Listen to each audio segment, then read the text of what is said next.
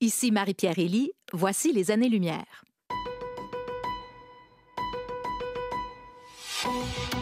Ça fait maintenant partie de la réalité d'à peu près tous les parents, les écrans. Cette réalité-là, c'est de se demander constamment à partir de quel âge on peut les mettre entre les mains de nos enfants, se demander à quel point ça va aller perturber leur développement ou si on ne devrait pas carrément les bannir. Eh bien voilà qu'une étude pas très rassurante vient de mettre en évidence leur influence sur la colère et la frustration de nos enfants.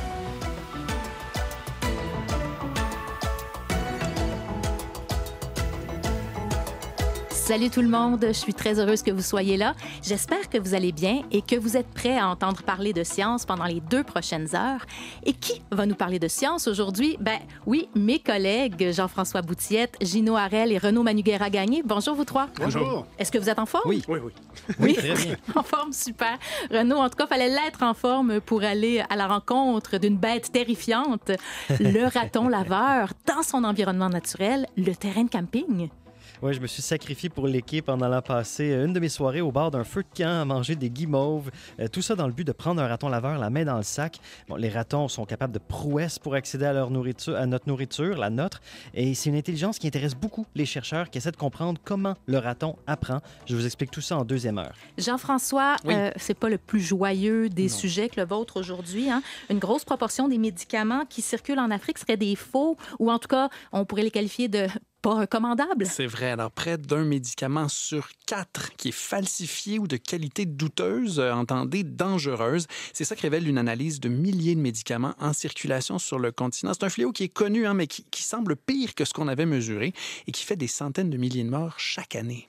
Bon, Gino, après tout ça, vous allez nous proposer une bonne dose de dépaysement? Ben oui, on ira en forêt tropicale où je vous propose de découvrir le monde des lianes. Vous voyez peut-être l'image, elles s'entrelacent, ces lianes, avec tous ces beaux arbres, très bucoliques, tout ça. Mais les lianes peuvent aussi représenter une menace pour les arbres tropicaux quand elles sont trop abondantes. Ce sera en 2e heure. Autre sujet exotique au programme aujourd'hui, le fameux astéroïde tueur de dinosaures venu des confins du système solaire et le plus exotique d'entre tous les sujets, l'antimatière.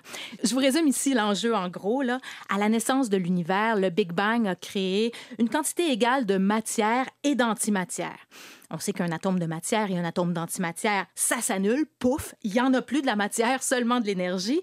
Ben là, autrement dit, c'est que l'univers est censé contenir seulement de l'énergie, pas de matière. On n'est donc même pas censé être là pour en parler, mais on est là et on va en parler.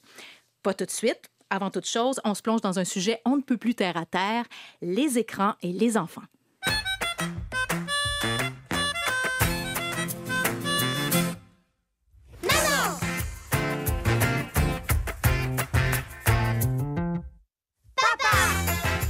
Là, on a probablement 2 catégories d'auditeurs. Ceux qui se disent « Qu'est-ce que c'est ça? Est-ce qu'on est bel et bien à l'écoute des années-lumière? » Et les autres qui ont reconnu un extrait de Bluey, série d'animation australienne extrêmement populaire auprès des jeunes enfants. Si vous avez des enfants de 3 à 5 ans, il y a de fortes chances que vous fassiez partie de la dernière catégorie. Mais que Bluey fasse partie de vos vies ou pas, en apprenant qu'une étude vient de mettre en lumière les effets néfastes des écrans sur les enfants, vous vous êtes peut-être dit « Encore? » Ben oui, encore. Mais la particularité de cette étude-là, c'est qu'on s'est intéressé à l'impact des écrans sur la colère des enfants. C'est une étude qui a été réalisée par une équipe de l'Université de Sherbrooke et Caroline Fitzpatrick, professeure à la faculté d'éducation de cette même université, qui s'intéresse depuis plusieurs années à l'utilisation des médias numériques par les tout-petits, est avec nous pour en discuter. Bonjour Caroline Fitzpatrick. Bonjour tout le monde. Il y a plusieurs parents qui en avaient très certainement l'intuition là, bien avant la publication de vos travaux dans la revue JAMA Pediatrics. Mais là, vous l'avez mesuré. L'utilisation des écrans attise bel et bien la colère de nos enfants? En fait, nous autres, ce qu'on a voulu examiner, étant donné que l'utilisation de la tablette est une activité de popularité croissante chez les tout-petits, si cela pouvait avoir un impact sur le développement des enfants et particulièrement de leur développement, de la capacité de gérer leurs émotions. Donc, on a été en mesure de mesurer l'utilisation de la tablette et la fréquence à laquelle les enfants montraient de la colère et de la frustration à répétition à travers le temps lorsqu'ils avaient 3 ans et demi, 4 ans et demi et 5 ans et demi. Et ensuite, ce qu'on a pu observer, c'était que les enfants qui avaient accumulé plus de temps à utiliser la tablette à 3 ans et demi démontraient plus de colère et de frustration 1 an plus tard. Par la suite, rendu à l'âge de 4 ans et demi, on a observé que les enfants qui démontraient plus de colère et de frustration en venaient à augmenter leur utilisation de la tablette 1 an plus tard. Donc, un peu l'émergence d'un cercle vicieux à travers le temps, si on veut. Donc, ça va vraiment dans les deux sens. Non seulement la tablette attise la colère, mais la colère donne envie de se réfugier dans l'univers de la tablette. C'est exactement ce qu'on met en place comme hypothèse. Et ça, cette hypothèse-là, elle est soutenue par une autre étude de mon équipe dans laquelle on a demandé spécifiquement aux parents à quelle fréquence ils utilisent les appareils mobiles pour calmer leur enfant. Donc, on sait par d'autres études aux États-Unis, en Europe, que c'est une pratique qui est assez courante d'utiliser un appareil pour calmer un enfant ou pour gérer ses émotions fortes. Et ce qu'on a trouvé, ça, sur une période de temps plus restreinte, c'était que les parents qui utilisaient plus souvent cette stratégie-là, qu'on peut appeler l'écran comme digital pacifier, avaient des enfants qui avaient plus de difficultés à s'auto-réguler et à gérer pas seulement leurs émotions, mais aussi leur comportement à travers le temps. Et ça, comment on mesure ça? Comment on obtient ce genre de données-là? Parce que est-ce qu'il faut se fier uniquement au témoignage des parents ou on a des petits baromètres à colère? On imagine que ça n'existe malheureusement pas. Donc, il y a plusieurs façons de mesurer la régulation des émotions. Nous autres, ce qu'on a utilisé, c'est un questionnaire rapporté par le parent. Je dois dire que toutes nos mesures sont rapportées par le parent avec des questionnaires parce qu'on a réalisé notre collecte de données durant la pandémie. Donc, ce n'était pas possible pour nous d'aller prendre des mesures directes là, de la capacité de gérer ses émotions. C'est sûr que ça peut se mesurer de façon plus directe, mais c'est beaucoup plus compliqué et ça doit être fait en présence. Des fois, on peut prendre, par exemple, on peut prendre des prélèvements physiologiques pour mesurer ces expressions-là, mais nous autres, c'était basé sur des questionnaires apportés par le parent, mais c'est des questionnaires qui ont été validés pour vraiment mesurer l'autorégulation et la gestion des émotions. Et si on devait résumer ça en chiffres, bon, on comprend que plus de tablettes, plus de colère, si on résume ça simplement, mais l'avez-vous chiffré? Donc, nous autres, on a regardé l'utilisation de la tablette mesurée en heures par jour. Donc, ce qu'on observe, c'est pour environ 1 heure et quart. Donc, pour chaque 1 heure et quart d'utilisation de la tablette par jour, on observe une augmentation significative dans l'expression de la colère et de la frustration. Et c'est une mesure qui est contextualisée. Donc, à quelle fréquence l'enfant montre de la colère et de la frustration dans ses routines quotidiennes, par exemple. Est-ce qu'il se fâche lorsqu'on lui demande d'aller se coucher? Est-ce qu'il se fâche lorsqu'on lui demande d'arrêter une activité? Ou est-ce qu'il se fâche lorsqu'on lui demande, par exemple, de ramasser ses jouets? Et on le répète souvent en science, une corrélation, c'est pas forcément une causalité. Comment vous pouvez être bien certaine que la tablette est réellement en cause?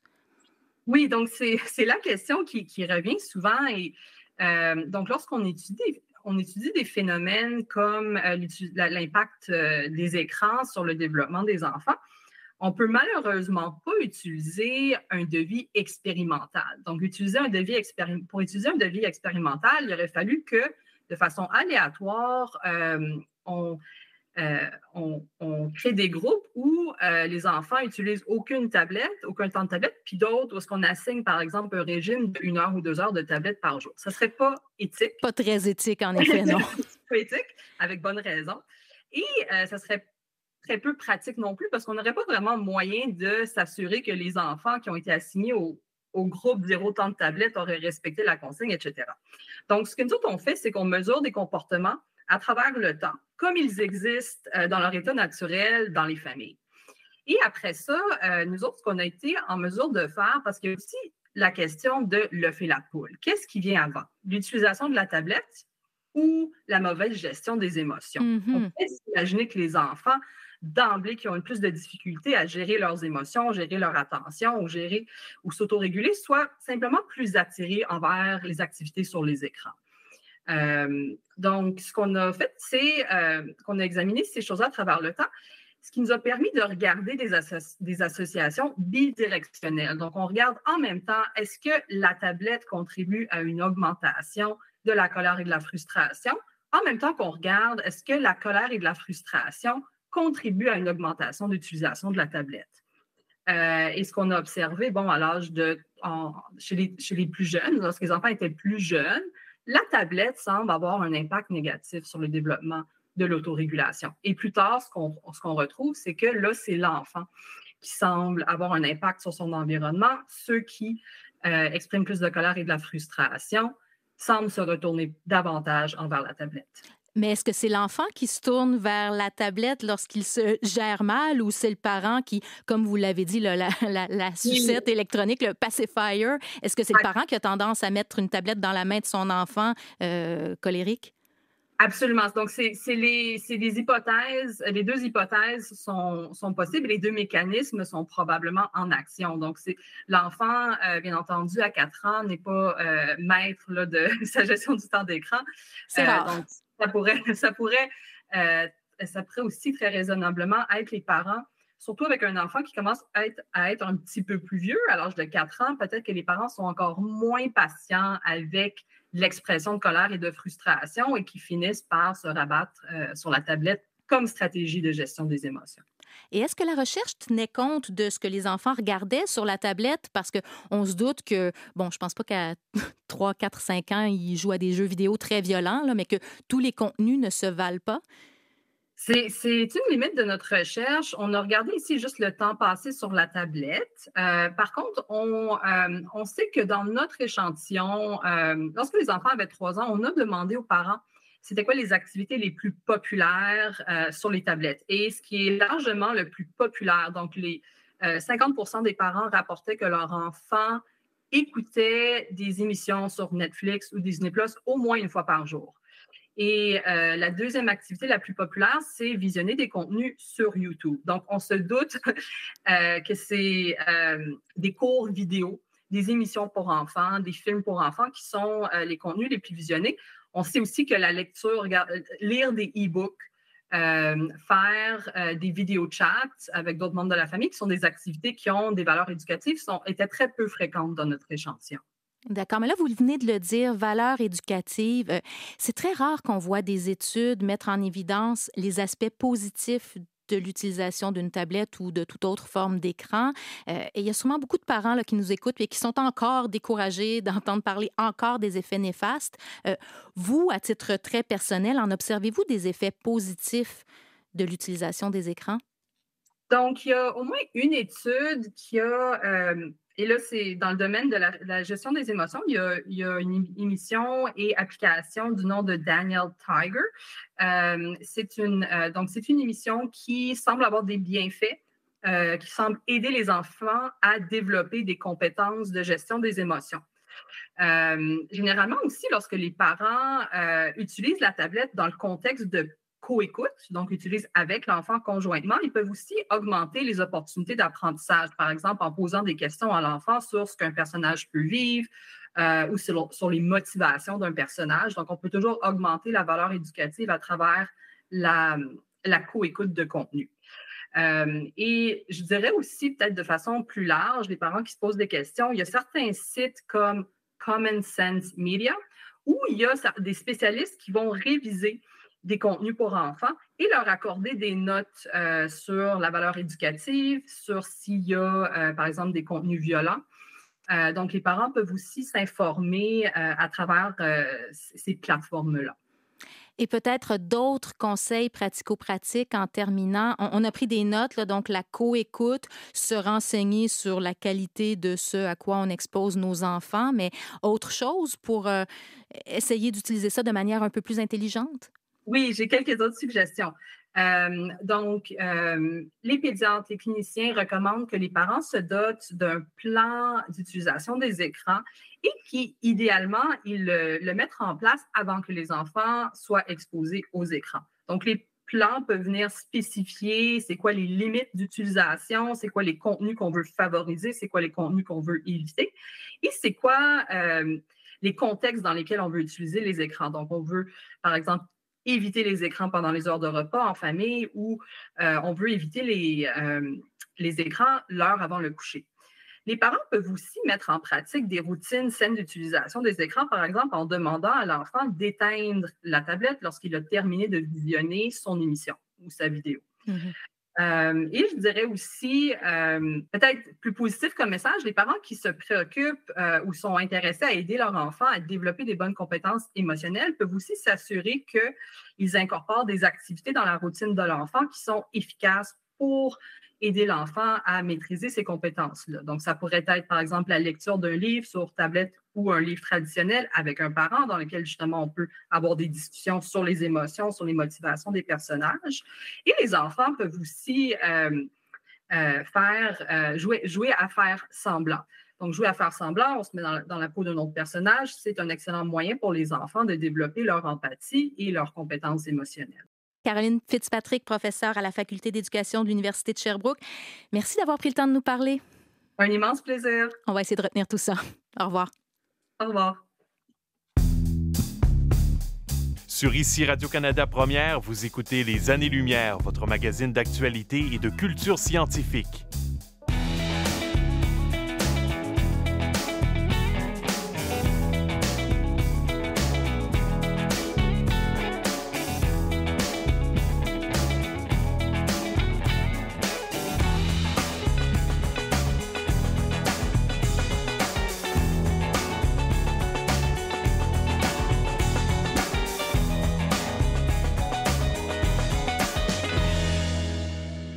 Beaucoup d'antibiotiques falsifiés. Vous pouvez imaginer comment cela peut éventuellement contribuer à l'antibiorésistance. Des produits anesthésiants avec des patients qui se réveillent en pleine opération, des produits pour la contraception. En fait, toutes les classes thérapeutiques de tous les produits ont été falsifiés. Les médicaments douteux. Ce serait peut-être ça, Jean-François, le mot qui résume le mieux là, ce fléau qui sévit dans bien des pays du monde. Et la nouvelle étude dont vous nous parlez aujourd'hui, une étude réalisée par des chercheurs de l'Université Bayir Dar en Éthiopie, montre que près du quart des médicaments qui circulent en Afrique sont faux ou alors ne répondent pas aux normes établies. C'est énorme. C'est énorme. C'est une proportion assommante. Là. Presque un médicament sur 4, 22 % si on veut être un peu plus précis. C'est ce qu'on trouvait donc ces spécialistes en chimie pharmaceutique qui ont mis ensemble les données de 26 études faites au cours de la dernière décennie. C'est assez récent. Alors, des études retenues parmi d'autres parce qu'elles avaient été bien faites avec une méthodologie solide, publiée dans des revues scientifiques révisées par les pairs, tout ça, et qui, ensemble, présentent l'analyse en laboratoire de plus de 7500 échantillons de médicaments. Et arrive comme ça cette proportion terrorisante, 20-25 % des médicaments sont de qualité douteuse, sinon carrément faux. Et vous l'avez dit, les études sont solides, donc c'est désolant et c'est pas un nouveau problème, là, sauf que c'est peut-être pire que ce qu'on pensait. Peut-être. Hein. Cette étude-là va dans le sens de rapports qui ont été publiés au cours des années, mais brosse un portrait encore plus sombre de la situation, c'est vrai.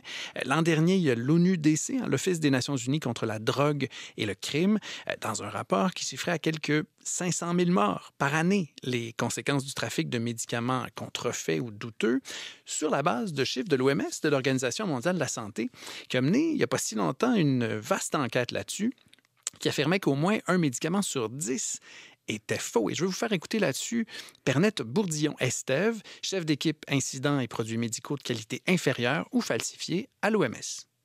Il y a une douzaine d'années, l'OMS a fait une méta-analyse d'enquête de terrain et on avait identifié que plus d'un médicament sur 10 dans les pays à faible et moyen revenu ne correspondait pas aux critères de qualité. Donc, il était soit falsifié, soit de qualité inférieure. On avait aussi demandé à 2 universités de nous faire des modèles d'impact, de nous dire, pour 2 maladies, très spécifiquement, la pneumonie et le palu, seulement chez les enfants de moins de 5 ans et seulement en Afrique subsaharienne, combien de décès additionnels pourraient être imputés aux médicaments falsifiés ou de qualité inférieure si la prévalence de ces produits-là était de 10,5 %.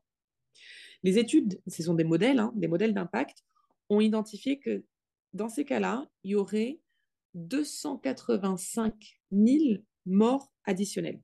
285 000 morts additionnelles d'enfants de moins de 5 ans, ça fait une mort toutes les 2 minutes. Pour que 2 maladies.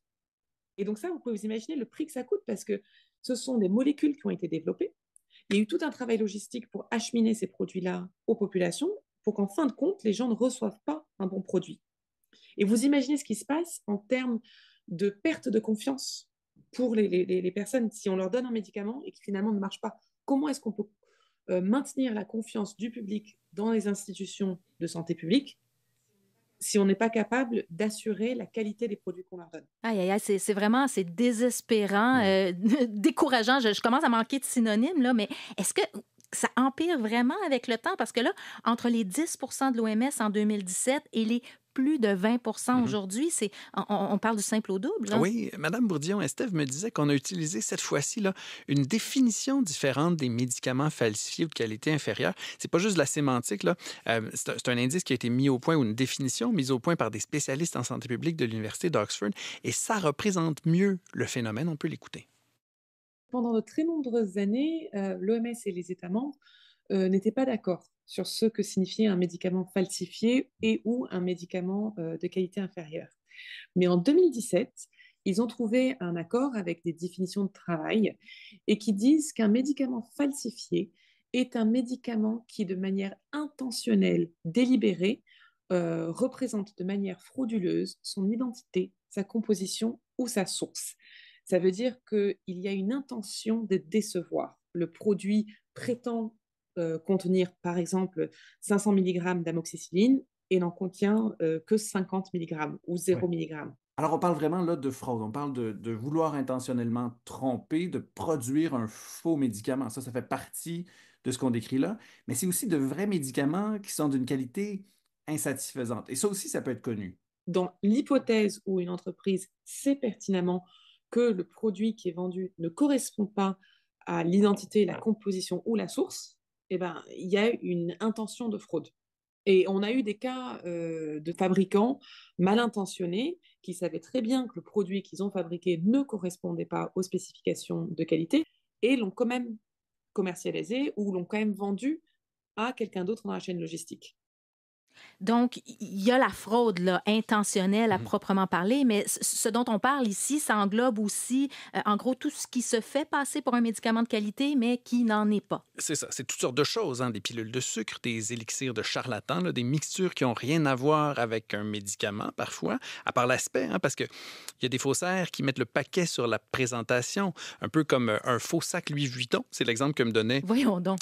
Pernette Bourdillon-Estève. Alors, un faux sac qui ne serait pas fait en plastique, mais en vrai cuir. Hein, c'est un faux qui coûte plus cher à produire qu'une imitation en vinyle, mais qui berne les gens plus facilement et donc qui est peut-être plus rentable pour le faussaire. Alors, de la même façon, les bandits, appelons-les comme ça, vont investir beaucoup d'argent dans des emballages convaincants de médicaments, des hologrammes dessus, tout ça, pour que leur pilule de rien du tout, finalement, soit convaincante. Donc, on a des vrais faux, là, mais aussi des de vrais médicaments qui sont tout simplement médiocres. C'est ça, mal dosés, mal étiquetés, contaminés, périmés, donc dangereux parce que potentiellement toxiques, ou alors parce qu'ils ne vont pas avoir l'effet bénéfique qu'ils sont supposés avoir, ce qui n'est pas toujours moins grave d'ailleurs.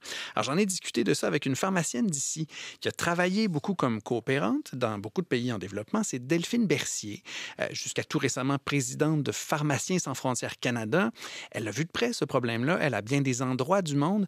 PSF Canada a des missions au Mali, au Ghana, en Ouganda, Madagascar, mais aussi en Haïti par exemple ou en Inde. Elle nous parle des conséquences dont elle a été témoin. On l'écoute. C'est pas tous des médicaments qui sont faux. Dans le fond, c'est qu'on parle de médicaments dont la teneur n'est pas la bonne. Donc, soit que c'est sous ou supra-dosé. Des médicaments dont la conservation aussi n'était pas optimale. Donc, les qualités du médicament, on ne peut pas dire qu'ils ont été maintenues. Les gens se procurent ces médicaments-là pensant avoir des médicaments de qualité.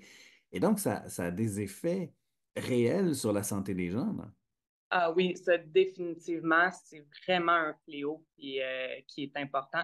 Dans le fond, si on a des médicaments qui sont sous-dosés, ben on a des échecs thérapeutiques qui peuvent amener à des décès directement. Et on a aussi des sous-dosages, ça augmente la résistance des médicaments. On en parle beaucoup avec la résistance des antibiotiques, là, mais dans les pays en voie de développement, on a aussi beaucoup d'antiparasitaires, des anti-VIH. Donc, ça augmente les hospitalisations qui sont plus coûteuses. Ça demande des médicaments spécialisés qui, eux autres aussi, sont plus coûteux. Ou ça donne plus d'effets secondaires aussi si nos médicaments sont mal dosés, sont surdosés, de la toxicité. Puis aussi, ça diminue beaucoup la confiance des patients envers le système de santé parce qu'ils reçoivent des médicaments qui vont être pas efficaces ou qui vont donner beaucoup d'effets secondaires.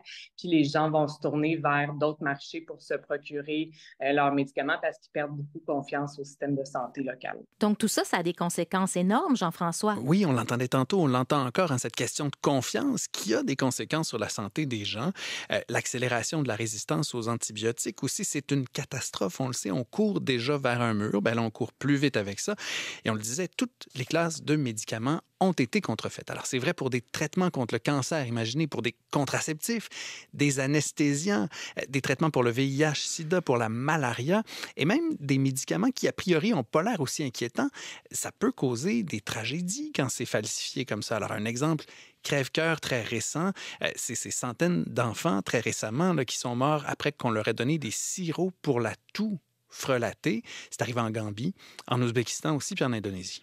Mais là, ce qu'on se dit en vous entendant, Jean-François, il n'y a pas des contrôles de qualité, des mécanismes, des normes dans l'industrie? Il y en a, mais tout le monde n'a pas les mêmes moyens. Alors, en principe, il y en a tout le temps. Un pays comme le Canada, par exemple, va tester des médicaments qui arrivent ici ou qui sont produits ici, envoie même des agents inspecter des usines de fabricants de médicaments à l'étranger.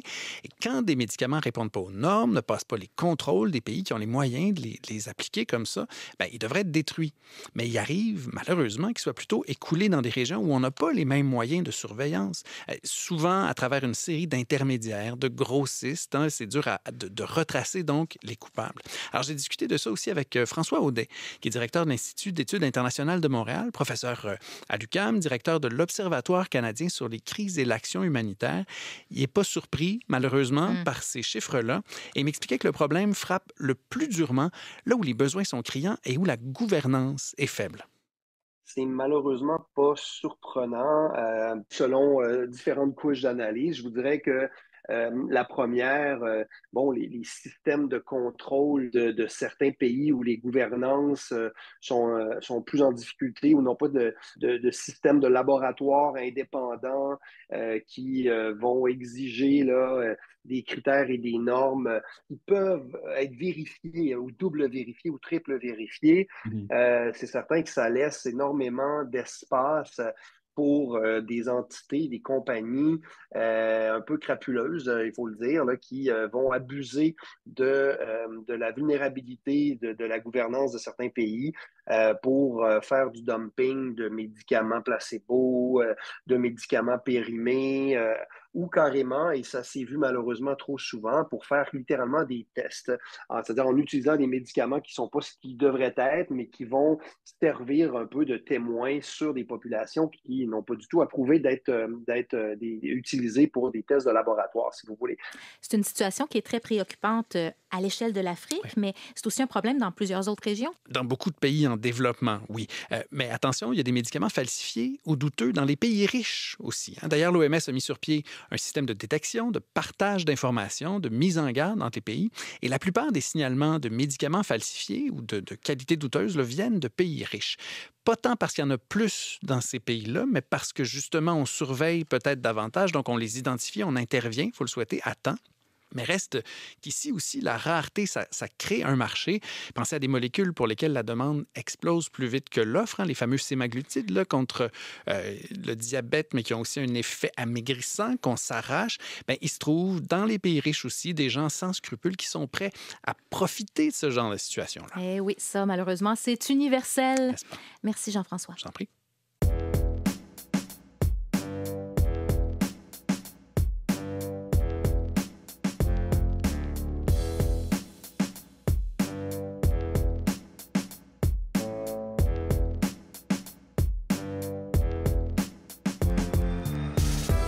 Plus tard dans l'émission, comme on n'est pas toujours très bon pour protéger les espèces vivantes, on n'a pas d'autre choix que de créer des genres de copies de sauvegarde en conservant leur ADN dans de gros congélateurs. C'est un patrimoine génétique précieux qui permet d'éviter que des animaux menacés disparaissent à tout jamais. Une équipe de chercheurs propose d'entreposer ces précieuses archives génétiques sur la Lune. Un défi à la fois technologique et biologique.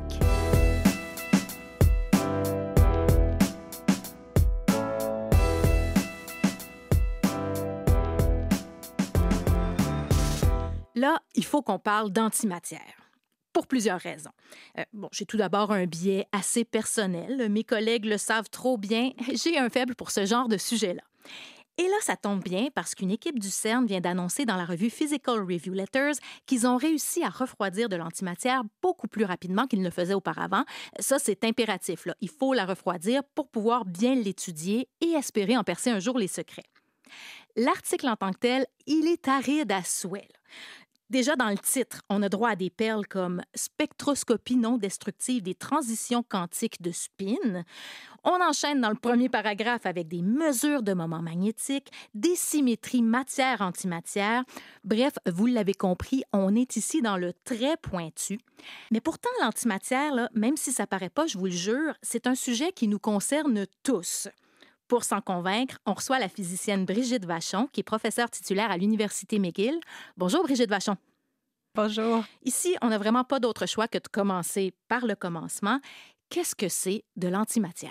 Oui, alors l'antimatière, on ne parle pas de science-fiction, c'est une sorte de miroir de la matière normale. Ce sont des composantes, des antiparticules en particulier, qui ont la même masse que leurs particules correspondantes de matière, mais présentant des caractéristiques dont la charge électrique inverse. Un exemple particulier d'une antiparticule, c'est l'antiparticule associée à un électron qui s'appelle un positon ou parfois on le prononce positron. Alors, c'est une antiparticule qui a une charge tout simplement électrique positive. Donc, un électron, normalement, c'est négatif. Son antiparticule, le positon, a une charge positive et c'est comme ça pour chacune des particules qu'on connaît? Oui, tout à fait. Et ça, vous l'avez dit, c'est pas seulement une idée farfelue, là. L'antimatière existe bel et bien, ou en tout cas, elle a existé en abondance au tout début du commencement de tout. Oui, tout à fait. Présentement, aujourd'hui, l'antimatière est très, très rare dans l'univers observable, mais on peut la produire couramment, par exemple, en laboratoire, en utilisant des accélérateurs de particules. Alors, c'est quelque chose qui existe dans la nature et que l'on peut générer en laboratoire. Mais au tout début, là, dans les fractions de secondes après le Big Bang, il y en avait beaucoup de l'antimatière, autant que de la matière ordinaire? Oui, alors selon le modèle standard de la cosmologie, le Big Bang aurait créé des quantités égales de matière et d'antimatière. Mais pourtant, aujourd'hui, on se regarde et partout où on regarde, on observe un univers qui est presque entièrement constitué de matière, avec peu ou très peu de traces d'antimatière. Donc, cette observation en tant que telle nous dit qu'il y a eu probablement un processus ou un mécanisme quelconque à la naissance de l'univers qui a fait que la production de matière a prédominé par rapport à l'antimatière. Alors, on parle aujourd'hui d'un déséquilibre entre la matière et l'antimatière. Oui, parce que Brigitte Vachon, rappelez-nous ce qui se passe quand une particule de matière rencontre une particule d'antimatière. Ah oui, alors quelque chose de très intéressant.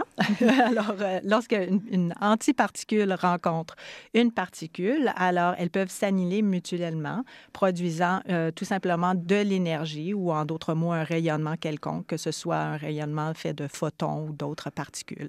Alors, les deux entités disparaissent.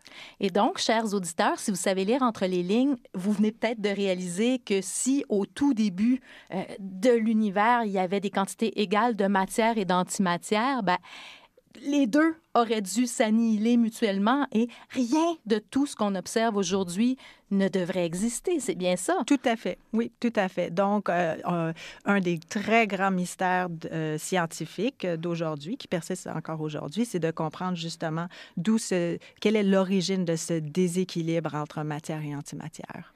Et pour le résoudre, ce grand mystère-là, étant donné que l'antimatière n'est pas une denrée très abondante dans notre univers actuel, qu'est-ce qu'on qu'on fait? On en fabrique en laboratoire de l'antimatière? Entre autres, oui. Alors, pour l'étudier très précisément, on peut effectivement en produire de l'antimatière et essayer d'étudier ses propriétés directement. Grosso modo, on fait ça comment? Alors, normalement, en laboratoire, la manière qu'on fabrique de l'antimatière, c'est tout simplement en faisant une collision entre des particules. Alors, au CERN, par exemple, ils ont entre guillemets, une usine d'antimatière où ils utilisent un faisceau de protons qui a été accéléré à très haute énergie et qui entre en collision tout simplement avec une cible quelconque. Et ce sont ces collisions de particules qui produisent, ils ont une petite fraction du temps, une petite probabilité de produire des particules d'antimatière. Et aussitôt qu'elles sont produites, on peut ensuite les manipuler rapidement avec des champs électromagnétiques pour les transporter dans un endroit où on peut les étudier en détail. Et c'est pas l'abondance, là? Ah non, tout à fait. Alors, on parle vraiment d'une production d'une particule d'antimatière à la fois, ce qui fait qu'on est très, très loin de l'idée d'avoir des objets faits d'antimatière comme une table ou une chaise, etc. Ça serait un gros défi. Énorme, impossible. Même des atomes d'antimatière. On peut faire des atomes très légers, mais... Le seul atome d'antimatière qui est produit présentement en laboratoire, c'est l'antihydrogène, qui est l'atome le plus simple. Alors, on parle d'un antiproton avec un antiélectron. Positron.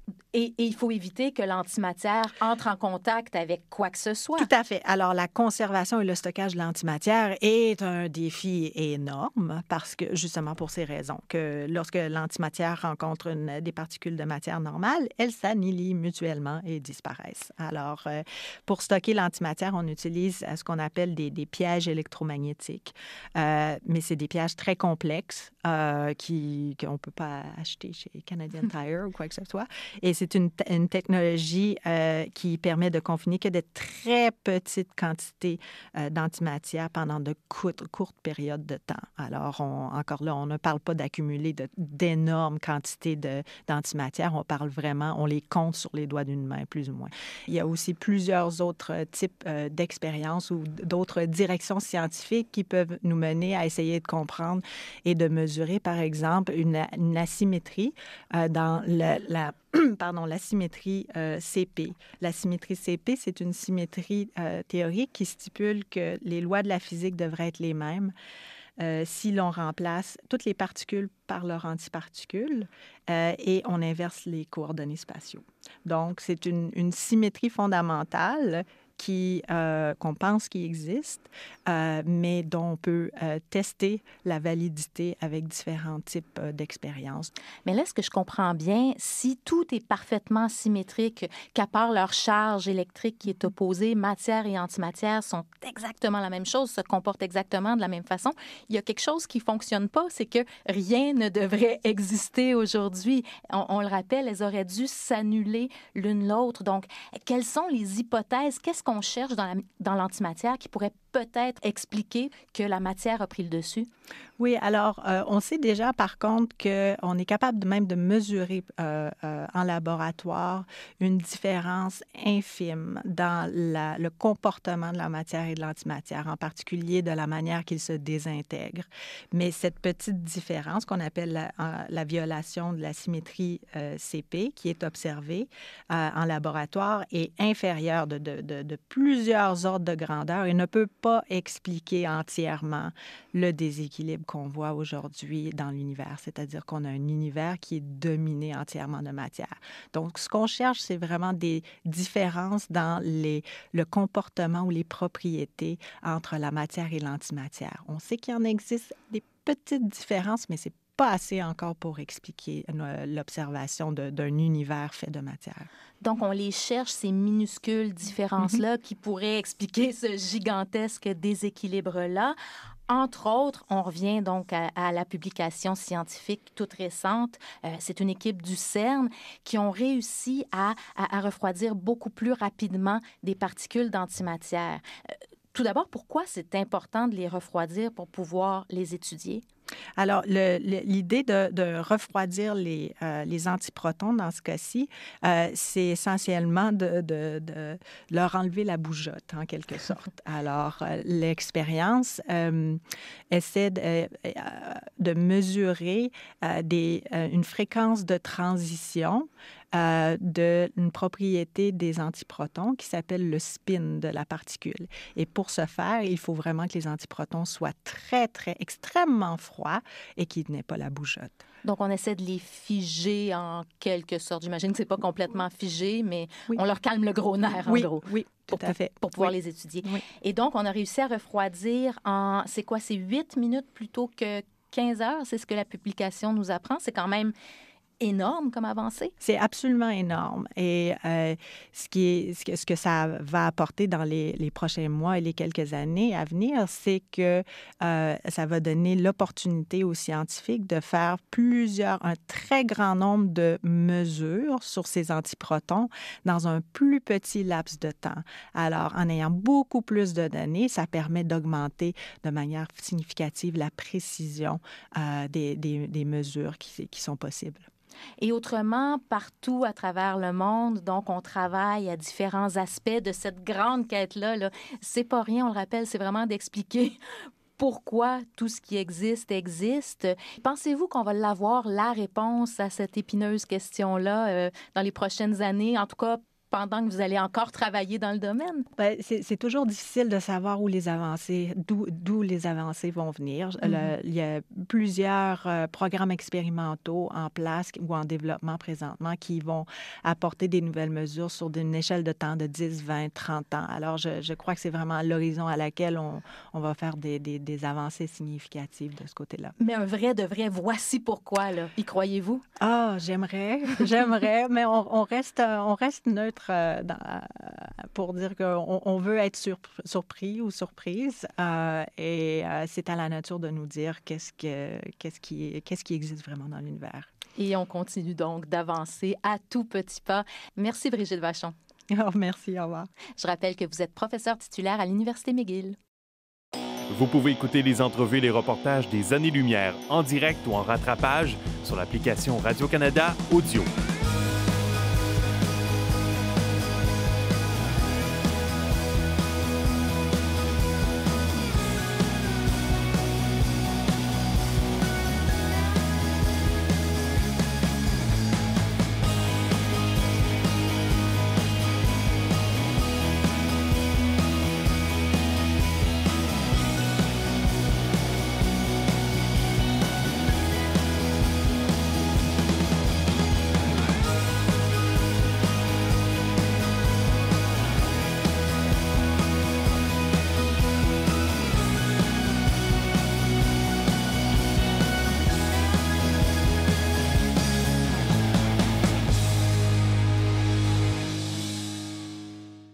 On revient maintenant dans le très concret avec vous, Jean-François, oui, parce que c'est beau, les violations de symétrie et les spins de particules, mais à travers tout ça, nous, on vieillit. Oui. Et là, on a appris cette semaine que notre corps ne vieillit pas de façon linéaire, mais plutôt par petits coups de vieux espacés dans le temps. Voilà, par à-coups. Alors, au cas où vous ne l'auriez pas vu passer cette nouvelle-là cette semaine, parce que, par exemple, vous avez 44 ans passés et que vous commencez à en échapper des bouts. Parce que oui, cette étude qui vient d'être publiée dans la toujours stressante mais prestigieuse Nature Aging lève le voile sur le fait qu'un corps humain a au moins 2 gros coups de vieux, typiquement à 44, puis à 60 ans. Ah bon? Puis éventuellement à 78 ans, mais ça, c'est une autre histoire dont on parlera une autre fois. Alors, je vous laisse une petite seconde pour ajuster préventivement ou à rebours vos angoisses existentielles liées à votre âge. Ah, ça va être plus long que ça. Voilà. Les chercheurs, plutôt, ont fait des prélèvements de toutes sortes. Alors, sang, sel, peau, salive, alouette, à une centaine de personnes de 25 à 75 ans pendant plusieurs années. Et ils ont mesuré pour chacun l'évolution de 135 000 molécules différentes, de l'ARN, des protéines, des microbes de l'intestin, etc. Et puis là, quoi, ils ont remarqué qu'autour de 44 et 60 ans, il y avait des grands bouleversements dans l'abondance de beaucoup de ces molécules-là? C'est ça. Alors, des grands coups de pelle de vieillissement qui pourraient expliquer qu'à ces âges-là de la vie, les risques de toutes sortes de maladies s'accroissent. Le coup de pelle de 44 ans, c'est un peu plus surprenant que celui de 60 ans. Il est tôt. Oui, peut-être parce que, c'est ce que disent les auteurs, on avait attribué beaucoup des changements qui arrivent à cet âge-là, pour les femmes, en tout cas à la préménopause et à la ménopause aussi. Mais là, on voit qu'il y a autant de changements chez les hommes, des changements associés notamment à un risque accru de maladies cardiovasculaires, de problèmes musculo-squelettiques aussi, mais aussi de métabolisation plus difficile des lipides, de l'alcool et de la caféine. On y revient. Alors, te reconnais-tu, Génération Passe-Partout? C'est ça qui t'arrive. Un tantinet. Gino, vous nous parlez, vous, d'un perroquet qui fait pas seulement bêtement répéter ce qu'il entend, mais ce perroquet-là est en mesure d'identifier et de nommer beaucoup de choses assez rapidement. Eh oui, il s'appelle Apollo. C'est un perroquet jacot tout gris. Il vit en Floride avec un homme et une femme qui l'ont adopté il y a 4 ans et qui font beaucoup dans la création de contenu sur Internet, il faut le dire. Apollo, d'ailleurs, a des millions d'abonnés sur TikTok. Et là, les records Guinness viennent d'homologuer un record d'Apollo réalisé il y a quelques mois. Il est parvenu à identifier 12 objets différents en 3 minutes seulement. Et quand il nomme un objet qu'on lui présente, il reçoit des pistaches en récompense. Écoutons un extrait en anglais d'une vidéo du site des records Guinness. What's this called?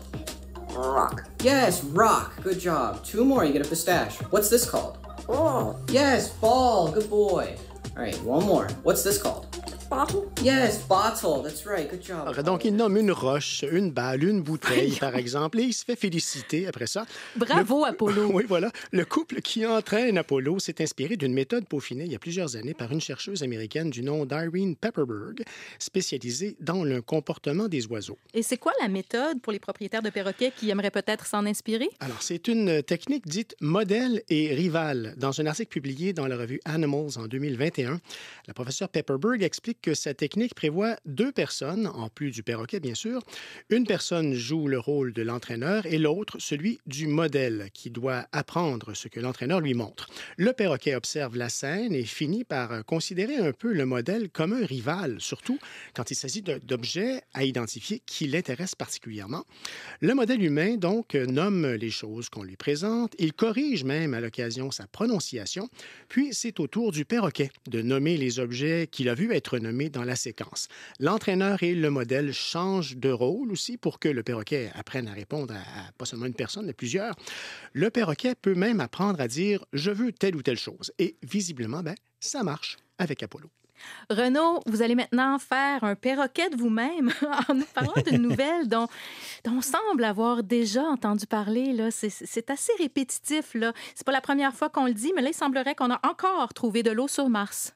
Ben oui, encore de l'eau sur Mars. Bon, aujourd'hui, la surface de Mars, on le sait, c'est un désert, mais on sait qu'il y a eu des océans là-bas il y a des milliards d'années. On a déjà trouvé toutes sortes d'indices d'eau passée sur Mars dans ces structures géologiques, sous forme de glace, sous forme de coulées de boue occasionnelles.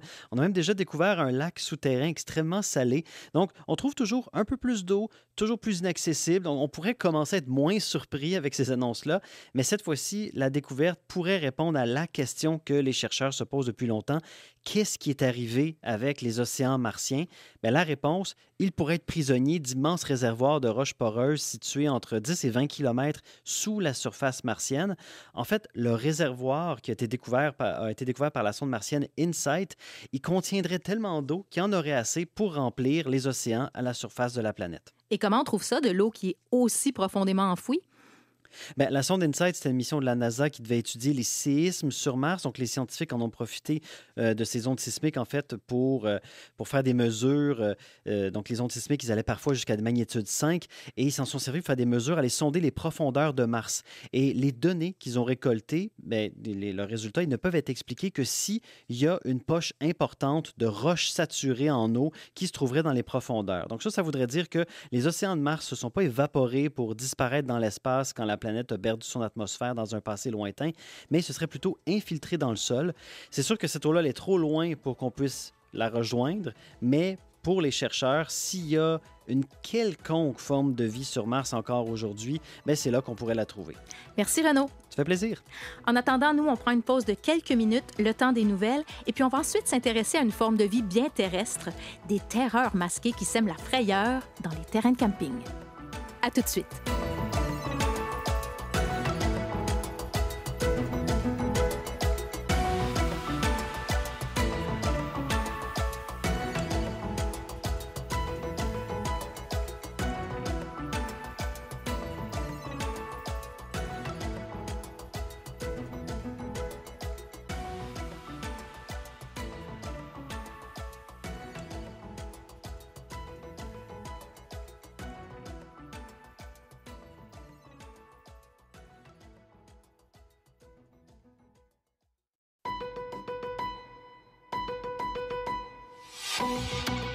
Incursion chez les ratons, retour sur une grosse collision et cryopréservation. Vous voici en deuxième heure des Années-Lumière.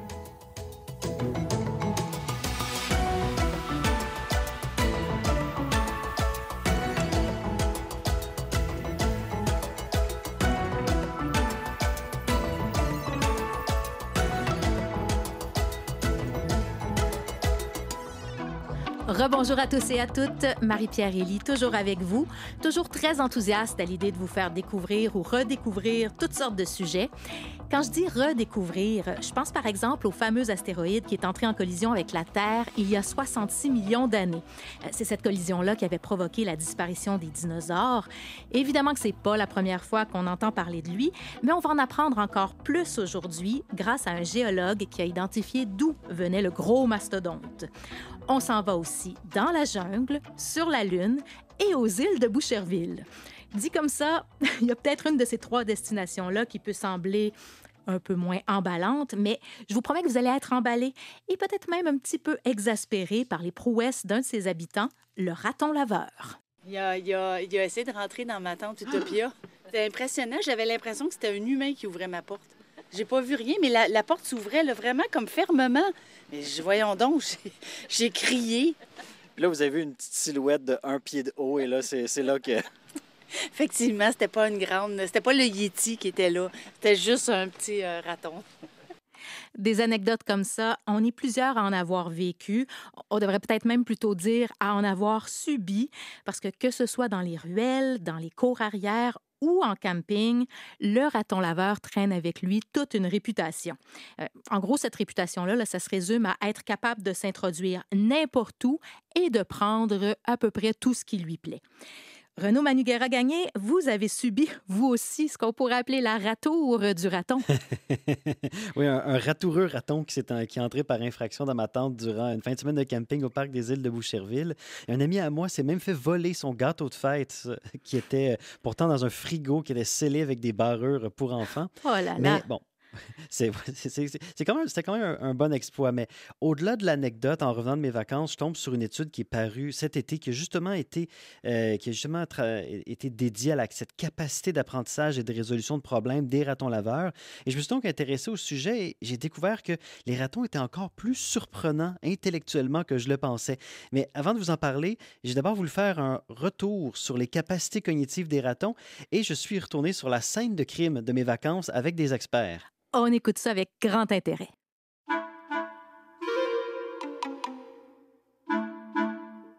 C'est le crépuscule au Parc national des îles de Boucherville, près de Montréal. Pendant que le soleil se couche, certains animaux se préparent à dormir, alors que d'autres commencent leur journée. Mais cachée dans les hautes herbes, une créature masquée et surtout très futée se prépare à trouver son souper. Les ratons laveurs, ils seraient probablement, là, selon plusieurs études, au niveau de l'intelligence, ils seraient situés en dessous des singes, chimpanzés, etc., mais ils seraient au-dessus des capacités d'un chien ou d'un chat qu'on a à la maison. Je suis avec Sophie Tessier, coordonnatrice de conservation et éducation au Parc national des îles de Boucherville et du Mont-Saint-Bruno. C'est un animal non seulement qui a des capacités cognitives très étonnantes, mais aussi une agilité incroyable. Ils peuvent tourner des poignées, ils peuvent défaire des loquets, puis même comprendre une certaine séquence dans les serrures. De façon générale, les ratons, on peut dire qu'ils ont des capacités cognitives relativement élevées pour des mammifères. Avec nous se trouve aussi Louis Lazure, biologiste, coordonnateur de la recherche aux Hautes-Granby et expert en ratons laveurs. Même en étudiant leur cerveau, ils ont découvert des structures, des caractéristiques au niveau des neurones qui les distinguent un peu de d'autres espèces similaires chez les mammifères. Et ces capacités cognitives-là leur permettent de surmonter des épreuves, résoudre des problèmes en milieu naturel, comme ils l'ont fait pendant des millénaires, mais maintenant en milieu humain. On trouve des ratons laveurs partout dans le parc. Mais si on veut les prendre en flagrant délit de cambriolage, le meilleur endroit est le terrain de camping qui se trouve à 4 km à l'intérieur du parc. Un trajet qu'on choisit de ne pas faire à pied. Une voiture de la CEPAC en plus. Donc, en route. Allons-y. En route.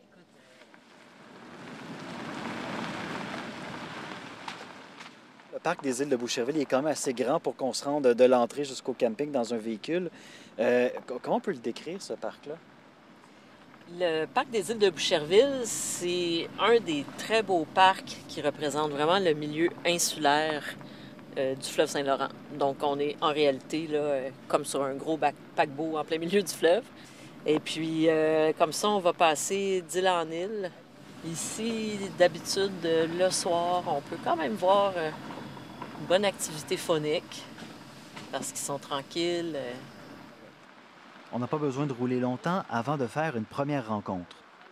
Bequin des ratons. Oh, il traverse le pont, il sauve. OK, on va juste regarder, on va sortir. On va juste aller voir un petit peu. C'est une femelle avec un jeune, c'est ce que j'ai pu voir rapidement. Ils sont juste en dessous, c'est pas mal certaines. Je les vois là-bas. Fait que tu vois la maman, là, d'autres petits ratonneaux. Ouais, ils sont trois, ils nous regardent d'un air méfiant. Les ratonneaux, ils démontrent une curiosité, mais la femelle, elle va leur montrer quoi faire. Et là, ce qu'elle fait en ce moment, c'est qu'elle s'éloigne. Et tu vois, on voit à travers les herbes, les trois ratonneaux la suivent. Ça, déjà là, c'est un apprentissage qu'ils viennent de faire. Alors là, moi, ma présomption, c'est que la femelle, elle est sortie avec ses trois jeunes. Ici, il y a quand même un accès assez facile à l'eau. Elle va commencer à chercher pour des écrevisses, des petits poissons, des grenouilles sur le bord. Puis il faut qu'elle montre aux jeunes, justement, comment se nourrir, comment rechercher la nourriture.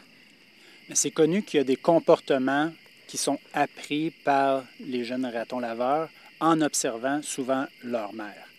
Au niveau des capacités de résolution de problèmes, c'est moins clair, mais j'ai moi-même vu des ratonneaux observer leur mère en train d'essayer d'ouvrir mes casse-têtes. Donc, clairement, ils assimilent beaucoup en observant autant leur mère que les autres ratons laveurs qui sont dans les environs. On reprend notre route pour rejoindre le terrain des tentes prêtes à camper. Ces grandes tentes présentes en tout temps contiennent même un frigo et sont un des terrains de chasse préférés des ratons laveurs, au point où des mesures de protection ont dû être mises en place. Comment on fait pour empêcher les ratons de rentrer dans une tente? C'est quoi les systèmes de défense? Il y a plusieurs barrures ici. Il y a un morceau de bois pivotant et il y a une tige de métal qui va venir bloquer, donc pour pas que justement le raton puisse, avec sa patte, trouver la façon de faire pivoter le morceau. Donc là, on a ajouté les petits crochets ici. Et ce crochet-là, normalement, là, va maintenir la porte un petit peu plus serrée. Il y a certains ratons qui sont capables, à force de jouer avec le mécanisme, ils vont réussir à trouver. Les capacités cognitives vont varier énormément d'un individu à l'autre. Ce n'est pas tous les ratons qui sont capables de faire ça. Non, effectivement, il y en a qui sont plus futés que d'autres. Est-ce que le raton laveur, il tente sa chance, il bouge des choses? Ou est-ce qu'au contraire, il y a cette réflexion-là, cet apprentissage, puis après ça, plus dans le temps, il va être exposé aux mêmes problèmes, plus il va les résoudre facilement? Bien, il y a certainement un aspect d'essai-erreur, mais effectivement, le raton laveur va tenter des choses et va percevoir par ses sens et ses capacités cognitives qu'est-ce qui peut mener vers la solution, va s'améliorer. Puis côté mémoire, est-ce qu'il se rappelle longtemps de ces solutions-là? Les ratons laveurs que je réussissais à identifier sur plusieurs saisons, ils ne perdaient pas de leur performance d'une année à l'autre. Donc, ce qui semble indiquer qu'ils se rappelaient des solutions qu'ils avaient apprises l'année précédente. Si on veut pouvoir assister à ces prouesses, rien de mieux qu'un bon pique-nique autour d'un feu. Donc là, le pique-nique idéal pour les ratons laveurs, là, ça ressemble à quoi? Bien, pour les attirer, j'utilisais des sardines ou de la nourriture pour chat en canne et des petites guimauves comme récompense. Bon, on a notre feu, on a nos sardines, on a nos guimauves, on est bon. On vient d'en voir un qui s'est sauvé dans les fourrés. Ah, c'est pas le même, il y en a deux. Il y a deux ratons ici. Mais là, ils ont décidé qu'ils restaient loin. Je ne sais pas si c'est parce que c'est des petits aussi ou... Mais les ratons semblent peu intéressés par nos offrandes et préfèrent se rabattre sur les tentes voisines. C'est les hasards de la recherche sur les animaux sauvages. Aucun autre raton n'a tenté de s'approcher. Il ne nous restait plus qu'à nous consoler en mangeant nous-mêmes nos appâts. Bon, en attendant, est-ce que vous voulez des guimauves?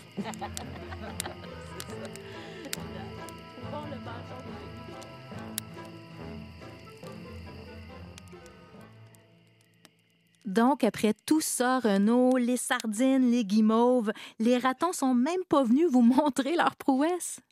Non, on a vraiment été boudés ce soir-là. Soit ça, soit ils ont voulu éviter l'attention médiatique. Mais bon, de l'attention, ils en ont quand même en ce moment grâce à cette étude américaine dont je vous ai parlé au début, qui est parue dans le journal Proceedings of the Royal Society en juillet dernier, où des chercheurs ont voulu comprendre comment les ratons apprennent à débarrer toutes sortes de loquets.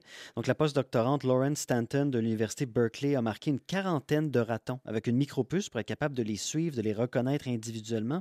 Et ensuite, à l'aide de capteurs et de caméras infrarouges, elle a évalué leur efficacité à ouvrir des casse-têtes qui contenaient des récompenses alimentaires. Donc, imaginez des grosses caisses qui ressemblent à une boîte postale, en fait, avec une vingtaine de petites portes retenues par différents mécanismes.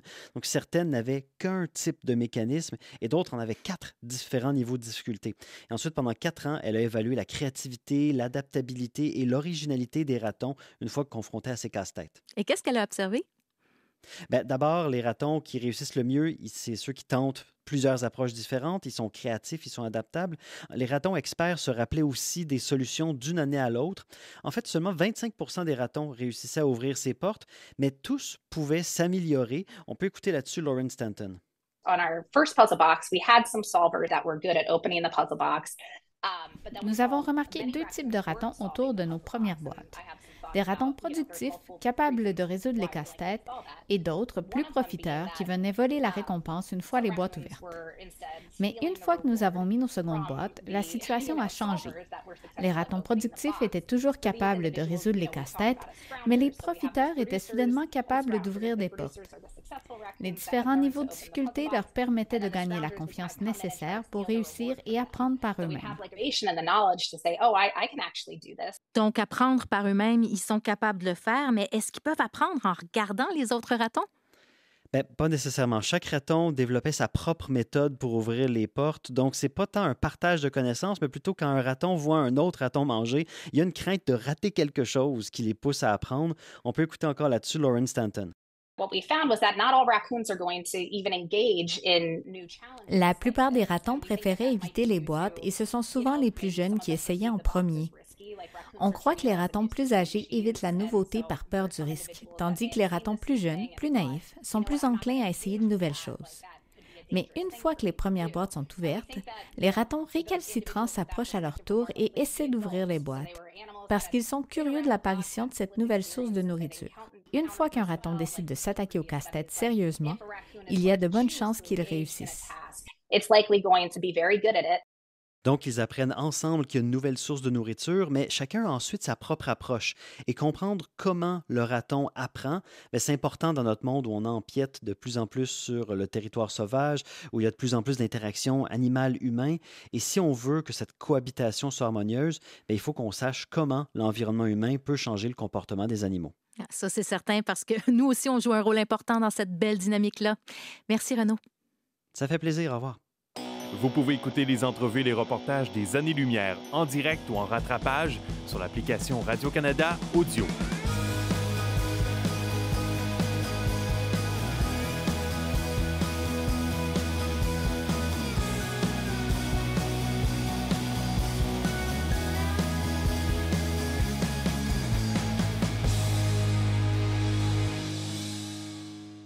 Il y a 66 millions d'années, c'était le début de la fin pour les dinosaures.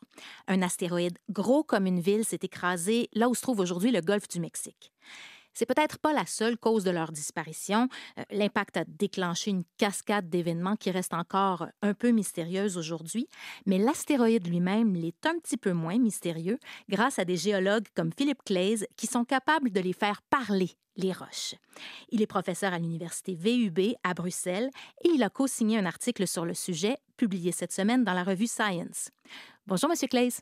Bonjour. Alors, elles vous ont raconté quoi de bon, les roches?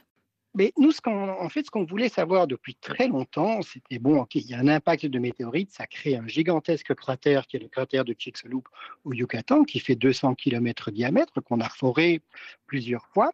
Mais le grand mystère, c'était d'où venait ce projectile. Est-ce que ce projectile, cette météorite, venait de la ceinture d'astéroïdes entre Mars et Jupiter, ou bien est-ce que c'était un objet beaucoup plus distant qui venait de l'extrême frontière du système solaire, bien plus loin que l'orbite de Jupiter. Et c'est ça qu'on essayait de résoudre depuis de nombreuses années. J'ai deux questions qui se bousculent ici. Comment on fait pour savoir ça et pourquoi c'est important de savoir ça? Mais c'est important de savoir ça, premièrement, parce que d'un point de vue scientifique, c'est très différent le type de matière, le type de météorites qui sont dans la partie interne et dans la partie externe du système solaire. Comment est-ce qu'on fait pour faire ça? On sait depuis très longtemps, et c'est ça qui a été un des diagnostics de l'impact de la météorite, c'est le fait qu'il y a une concentration excessivement élevée en iridium dans cette limite Crétacé-Paléocène ou Crétacé-Tertiaire, comme on l'appelait avant. Cet iridium est tout à fait inhabituel à la surface de la Terre. L'iridium, et donc comme le platine, le rhodium, le ruthénium, l'osmium, sont concentrés dans le noyau terrestre. Il n'y en a quasiment pas à la surface de la Terre. La seule façon d'en avoir à la surface de la Terre qu'on connaisse aujourd'hui, c'est par l'impact d'une météorite. D'accord. Donc, on s'est longtemps focalisé sur l'iridium, mais il n'était pas seul. L'iridium est toujours accompagné de ses petits cousins, le platine, le rhodium, le ruthénium et d'autres. Et en fait, ils sont tous très rares. On a plus facilement mesuré l'iridium pendant de nombreuses années, mais on peut mesurer n'importe lequel d'entre eux. Donc, ils sont très, très enrichis dans ce petit niveau d'argile. Et nous, ce qu'on a fait, c'est qu'on a pris ce niveau d'argile à différents endroits, en Italie, en Espagne, au Danemark, et on a mesuré non pas l'iridium, mais les isotopes d'un autre métal de la mine de platine, le ruthénium. Le ruthénium. Et il est très diagnostique dans les météorites. Dans les météorites qui se sont formées, dans un environnement interne du système solaire.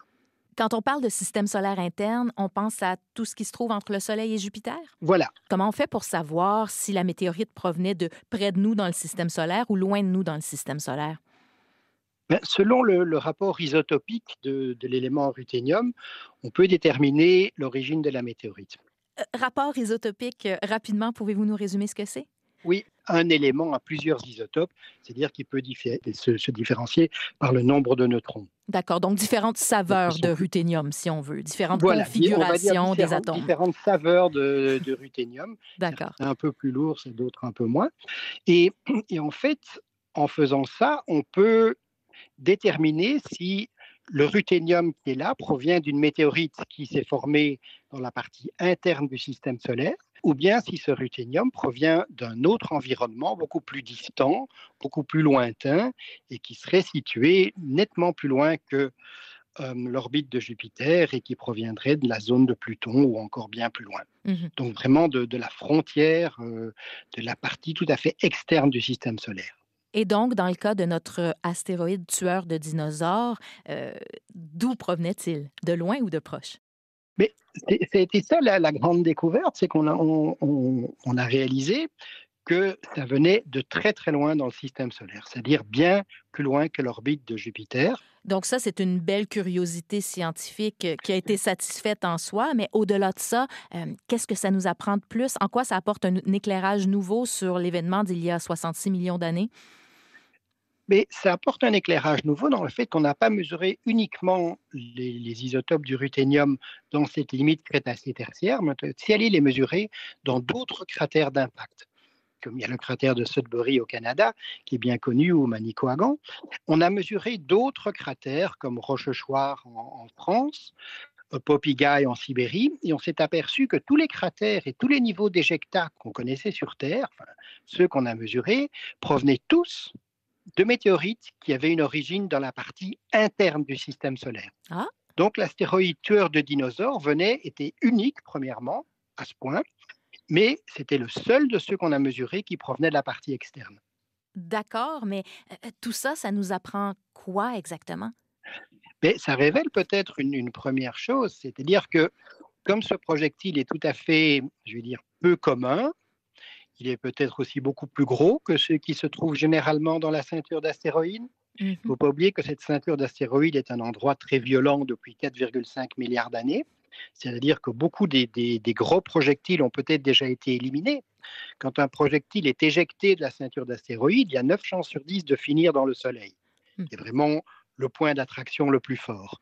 S'il rentre en collision avec Mars, la Lune ou même la Terre, c'est vraiment un hasard. C'est-à-dire que la planète se trouvait par malchance sur sa trajectoire. Ou qu'il a été éjecté de façon à devenir ce qu'on appelle un géocroiseur qui s'est rapproché petit à petit de la Terre. C'est un point qui est assez intéressant. Ouais. C'est-à-dire que si on spécule que les dinosaures avaient eu une agence spatiale, qu'ils avaient repéré l'arrivée d'un astéroïde qui viendrait de la ceinture de Jupiter, un proche, ils auraient eu tout le temps de se dire « Ah ben les gars, c'est mal barré pour nous, on a un astéroïde qui se dirige vers nous. » S'ils avaient de bons mathématiciens et de bons astrophysiciens, ils auraient calculé la trajectoire et ils se seraient dit « Bon, ben, dans X années, on va avoir une collision importante, peut-être qu'on peut se préparer. » Si d'un autre côté, ce projectile vient de très très loin, ils l'ont vu arriver maximum 1 an ou 2 ans à l'avance avant que l'impact se produise. Donc, ils peuvent presque rien faire. C'est beaucoup, beaucoup plus rapide. Est-ce que c'est rassurant ou c'est Ben, inquiétant tout pour ce que nous, vous nous racontez, là? C'est une bonne question. Ben, c'est rassurant dans le sens que ce n'est pas un proche qui a percuté. Mais il y en a beaucoup qu'il y des en a quand même proches qui nous beaucoup ont plus. percutés. Vous nous avez dit ça aussi, là. Il y en a beaucoup des proches qui nous ont percutés, mais bon, ça arrive. Le système solaire est un environnement très violent. D'un autre côté, c'est assez mauvais parce que s'il y a un autre projectile du type de celui qui a tué les dinosaures, eh ben, on ne va pas avoir beaucoup de temps pour se préparer s'il arrive tout d'un coup de cette frontière externe du système solaire. Mais On notre va le voir ceinture- arriver et puis, bang, il sera sur nous. Mais notre belle ceinture d'astéroïdes qui se trouve entre Mars et Jupiter, est-ce qu'il faut la considérer comme une menace? Parce que ça doit quand même être difficile de déloger un astéroïde de là, là. Oui et non, on en connaît beaucoup qui sont délogés, qui sont devenus des géocroiseurs et qui tournent dans une orbite très proche de la Terre. Régulièrement, on a des astéroïdes qui passent à proximité, ils sont souvent petits, mais à la fois l'ESA et la NASA sont en train de cartographier et de repérer tous les astéroïdes qui font à peu près plus d'1 kilomètre de diamètre pour voir s'ils ont un potentiel d'entrer en collision avec la Terre. Donc il y a un programme de monitoring de leur trajectoire qui est très actif. Au moins, on peut les voir Donc, venir. au moins, on peut les voir venir. Ça, c'est l'avantage. L'autre, celui qui a scellé le sort des dinosaures, c'est beaucoup plus difficile de le voir venir. En quelques temps, il peut être sur nous. Et avant d'être repéré, il aura déjà probablement passé l'orbite de Jupiter et sera quasiment à la maison, parce que la plus grande partie de son trajet aurait déjà été effectuée. Et à partir de quelle grosseur ces astéroïdes-là ont-ils le potentiel de faire de gros dégâts? Est-ce que c'est le kilomètre que vous évoquiez plus tôt? Écoutez, un projectile qui fait à peu près 1 kilomètre de diamètre peut déjà créer un cratère de 25 kilomètres de diamètre, à peu près, entre 20 et 25. Donc, c'est quand même, en tant que collision, c'est quelque chose d'énorme. Donc, ce type de collision se passerait à New York, à Montréal, vous allez être bien embêtés. Hein. Je crois que oui, en effet. Voilà, avec la distance. Donc, même un petit projectile comme ceux qu'on essaye de monitorer maintenant et de suivre leur trajectoire peut présenter un très gros risque. Rappelez-vous même de l'explosion dans l'atmosphère de Tunguska il y a un peu plus d'1 siècle, au début des années 1900. Ce petit projectile qui devait faire 50 mètres de diamètre a été capable, je vais dire, d'abattre toutes les forêts sur un volume de la taïga sibérienne. Heureusement, il n'y avait personne. Mais à quelques heures de différence, ça aurait pu être au-dessus d'une grande ville. Donc, il y a certainement un risque, oui. Ben, Philippe Claes, on va quand même prendre la peine de rappeler aux auditeurs dont on aurait peut-être titillé un peu l'anxiété que ce sont quand même des événements rarissimes, que dans la vaste majorité des cas, vous l'avez dit, on est capable de les voir venir. J'aimerais qu'on se laisse sur une, sur une note un peu plus rassurante. Merci, Philippe Claes. Avec grand plaisir. Je rappelle à nos auditeurs que vous êtes géologue et professeur à l'Université VUB à Bruxelles. Sur ici Radio-Canada Première, vous écoutez Les Années-Lumière, votre émission d'actualité et de culture scientifique.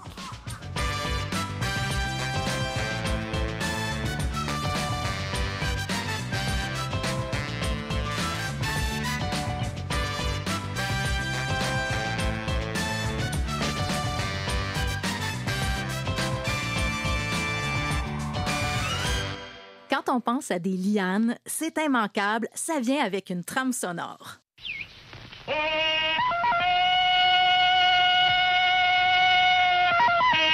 Vous l'avez reconnu, c'est Tarzan. Merci Gino pour l'extrait sonore, on apprécie. Alors les lianes sont très utiles dans les films de Tarzan pour se déplacer dans la jungle, mais dans la vraie vie, on les considère presque comme une nuisance parce qu'elles prolifèrent et elles entrent en compétition avec les arbres qui, on le sait, sont de précieux puits de carbone. Gino, des chercheurs ont essayé de comprendre pourquoi les lianes sont soudainement aussi abondantes. Oui, et ils ont aussi voulu vérifier si les changements de notre climat dans les années à venir pourraient aussi aider les lianes à continuer de nuire aux arbres des forêts tropicales dans le futur. Ces chercheurs, notamment de l'Université de Princeton au New Jersey, publient le résultat de leurs travaux cette semaine dans la revue PNAS. Ils ont utilisé des données d'un site de recherche bien connu des scientifiques spécialisés en écologie tropicale. Il s'agit d'une forêt dans l'île Barro Colorado qui se trouve au cœur du canal de Panama. L'île a une superficie de 1500 hectares, mais c'est une parcelle de forêt au centre de l'île, protégée depuis 100 ans, qui a été utilisée pour l'étude. Elle couvre, cette parcelle, 50 hectares, ce qui est un peu plus grand que le parc La Fontaine à Montréal, pour vous donner une idée. Et puis ça ressemble à quoi, une forêt laboratoire comme celle-là? Alors là-bas, c'est très dense comme végétation. On parle de 250 000 arbres qui représentent 300 espèces différentes. Depuis plus de 40 ans, tous ces arbres sont identifiés et mesurés tous les 5 ans. Certains aussi petits qu'1 centimètre de diamètre, d'autres peuvent dépasser les 2 mètres. Plus de 100 000 lianes de diverses espèces sont aussi rigoureusement documentées. Tout ça, ça permet d'étudier l'évolution de la forêt sur une longue période de temps. Et puis là, Gino, on a tous une idée de ce que c'est une liane, mais ça reste quand même un petit peu abstrait, là. Ça se résume notre connaissance à des grosses tiges qui pendouillent, mais faites-nous peut-être un petit rappel un peu plus rigoureux de ce que c'est une liane. Oui, plusieurs ont peut-être en tête cette image des fameuses lianes de Tarzan, mais il faudrait demander au créateur du personnage pour savoir si Tarzan utilisait des racines tombantes de plantes épiphytes, c'est-à-dire des plantes qui prennent naissance sur des branches en hauteur et tombent vers le bas, ou plutôt des lianes. Ah. Parce qu'il faut savoir que les lianes dont on va parler maintenant, plutôt que de tomber des arbres, elles prennent racine dans le sol, puis grimpent aux arbres pour aller chercher la lumière au-dessus de la canopée. Ce sont comme des grosses vignes, finalement, qui montent par tous les moyens qu'elles trouvent. En forêt tropicale, certaines lianes très vieilles peuvent avoir à leur base un diamètre de plus de 60 cm, même qu'en Afrique, des scientifiques ont déjà trouvé une liane de plus de 90 cm de diamètre. Évidemment, ce sont des cas rares, mais vous aurez peut-être compris que la base des lianes est faite de bois. Catherine Potvin est biologiste et professeure à l'Université McGill, spécialisée en écologie tropicale, connaît très bien la forêt de l'île Barro Colorado au Panama, puisqu'elle s'y rend régulièrement pour ses recherches. Elle nous décrit ici un peu la stratégie de croissance des lianes. Donc, la liane, elle va zigzaguer dans la forêt, puis elle va monter. Elle va s'accrocher sur les branches des arbustes, puis peu à peu, elle va monter sur le tronc des arbres et le long du tronc des arbres, et elle va finir par se développer par-dessus la canopée de la forêt. Et c'est très, très fascinant. Justement, au Panama encore, il y a des grues de construction qui ont été installées dans les forêts, dans 2 forêts différentes pour les scientifiques, et on peut monter en haut de la forêt et regarder la forêt depuis les airs. Et on voit bien qu'il y a des lianes qui vont aller couvrir complètement la canopée des arbres Et donc, en faisant ça, ils font un écran aux arbres, hein, parce que les arbres qui sont dans le haut de la forêt, normalement, ils ont leurs feuilles pour faire la photosynthèse, donc capter l'énergie du soleil puis le gaz carbonique pour en faire de l'énergie de croissance d'arbres, là, des sucres, en fait. Mais quand il y a des lianes, ce sont les feuilles des lianes qui recouvrent le dessus de l'arbre, la couronne de l'arbre. Et donc, c'est les lianes qui bénéficient du soleil qui est en haut de la forêt. Alors, c'est une stratégie très opportunistique, je dirais, une liane, parce que au lieu d'investir dans un grand tronc solide pour aller gagner de la hauteur dans la forêt, elles ont des troncs beaucoup plus petits. Et puis, elles vont profiter des arbres pour aller jusqu'en haut. Puis, une fois qu'ils sont rendus en haut, là, ils disent ah ah ah, puis ils se répandent partout et ils dominent la canopée. On comprend un peu mieux en quoi les lianes peuvent être nuisibles, Gino. Elles volent du soleil, finalement. Ah ben oui, et de plus en plus. En fait, depuis les années 90, on a remarqué que les lianes en forêt tropicale s'étendent, augmentent en abondance, et ça, ça pose problème pour ces arbres qui séquestrent du carbone. Mais si elles sont faites de bois comme les arbres, les lianes doivent-elles aussi emmagasiner du carbone? Oui, mais jamais autant que ces arbres. Écoutez ici les explications de Matteo Detto. Il est chercheur au département d'écologie et de biologie évolutive à l'Université de Princeton. The liana are plants. They have leaves. They make photosynthesis and they sequester carbon from the atmosphere. Les lianes sont des plantes qui font de la photosynthèse, donc elles séquestrent du carbone de l'atmosphère. Elles ont beaucoup de feuilles, mais elles n'ont pas la même biomasse de bois que les arbres. Leurs tiges sont moins grosses que des troncs d'arbres puisqu'elles s'appuient sur la structure de ces arbres pour grimper jusqu'à la canopée. Donc même si les lianes ont beaucoup de feuilles et qu'elles peuvent recevoir autant de lumière que les arbres, elles ne permettent pas d'emmagasiner autant le carbone pendant des années, voire des siècles, comme peuvent le faire des arbres des forêts tropicales. Donc, moins de carbone emmagasiné dans des lianes que dans des arbres, ce n'est pas une bonne nouvelle. Mais non. Maintenant, Matteo Detto et ses collègues qui signent cet article dans PNAS cette semaine voulaient voir pourquoi les lianes prolifèrent autant, surtout dans un contexte de changement climatique, on le disait, où il y a de plus en plus de dioxyde de carbone dans l'atmosphère, plus de sécheresse aussi. Grâce aux données de la forêt de recherche au Panama, ils ont donc élaboré une méthode, un cadre théorique pour faire des calculs. C'est ce que nous explique ici Hannes Dedurwaarder, chercheur spécialiste des lianes à l'Université de Princeton et premier auteur de cette étude. What we did, we actually built a framework, a theoretical framework, a model. On a élaboré un modèle pour nous aider à mieux comprendre la dynamique des lianes et des arbres dans un contexte de changement climatique. Comment, par exemple, l'augmentation de CO2 dans l'atmosphère pourrait affecter leur croissance, leur durée de vie et la structure même de la forêt tropicale. Est-ce que les lianes bénéficieront davantage de ce CO2 que les arbres? Est-ce que cet apport supplémentaire en dioxyde de carbone pourrait expliquer l'abondance croissante des lianes qu'on a déjà observée dans le monde? Le modèle tient compte aussi d'autres facteurs, comme d'éventuelles augmentations dans la fréquence des épisodes de sécheresse. Notre étude démontre que l'effet accru de fertilisation par le CO2, qui est causé par les activités humaines, pourrait effectivement jouer un rôle dans la prolifération des lianes, surtout dans notre site de recherche. Et qu'est-ce qui leur a permis exactement d'en arriver à ces conclusions-là? En fait, ils ont tenu compte de plusieurs facteurs, dont la structure des forêts et la physiologie des arbres et des lianes. Ces deux types de végétaux, il faut le dire, vont profiter de l'accroissement du CO2 dans l'atmosphère. Donc, pas étonnant que ça va contribuer à la prolifération des lianes. En ce qui a trait à d'éventuelles sécheresses, les lianes sont moins tolérantes à ce stress, mais elles ont une réaction plus rapide que les arbres au changement de climat, tant qu'ils ont accès à la lumière, bien sûr. Quand des arbres matures sont très grands, ils ont moins de branches au bas pour aider les lianes à grimper et il y a moins de lumière aussi en bas pour les lianes. En fait, les lianes poussent mieux dans des forêts plus basses. Or, à long terme, plus de sécheresse pourrait signifier que les arbres, eux, auront davantage de mal à croître en hauteur. Voici à nouveau le chercheur Matteo Detto. They grow slower because they have lesser resources, water, Les arbres poussent moins parce qu'ils ont moins de ressources, moins d'eau. Dans une forêt tropicale sèche, les arbres ont aussi moins de surface de feuillage parce qu'ils n'arrivent plus à conserver toutes leurs feuilles. Certains arbres vont aussi mourir plus rapidement, surtout dans des conditions de sécheresse exceptionnelles. Le résultat, c'est que la structure d'une forêt peut ainsi devenir moins élevée, avec des arbres plus courts. La forêt est moins dense, plus ouverte, ce qui permet à davantage de lumière d'atteindre les lianes. Ce sont des conditions idéales pour leur prolifération. Mais Gino, quand on pense à des écosystèmes, là, habituellement, c'est assez bien fait. Là. Puis des lianes et des arbres, on se dit que ça devrait cohabiter plutôt bien en forêt tropicale. Sauf que là, vraisemblablement, c'est pas le cas. Effectivement. Et c'est une autre variable, d'ailleurs, qui a été prise en compte dans cette étude, justement. Les auteurs ont un peu dépeint les lianes comme des parasites qui infestent les arbres, finalement. C'est une approche d'étude novatrice aux yeux de Catherine Potvin.